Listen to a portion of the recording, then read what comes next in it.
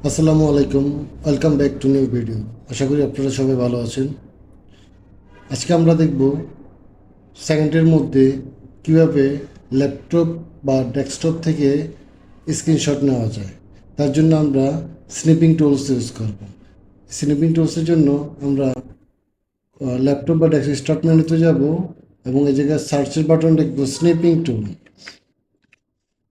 Snipping টুল, এই snipping টুলের এই জায়গার মধ্যে আমরা নিউর মধ্যে ক্লিক করব।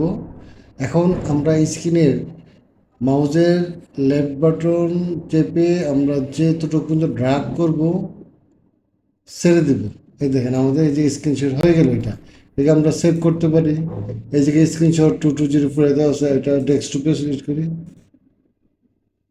এখানে আমরা যদি এটা কেটে দিই, আমরা দেখেন এই জায়গার মধ্যে যে স্ক্রিনশট 2201, এই যে আমাদের স্ক্রিনশটটা হয়ে গেল। বন্ধুরা, যদি ভিডিওটি আপনাদের ভালো লাগে তাহলে ভিডিওতে একটা লাইক দিন আর আমাদের চ্যানেলটিকে সাবস্ক্রাইব করেন। Thank you. আল্লাহ হাফেজ।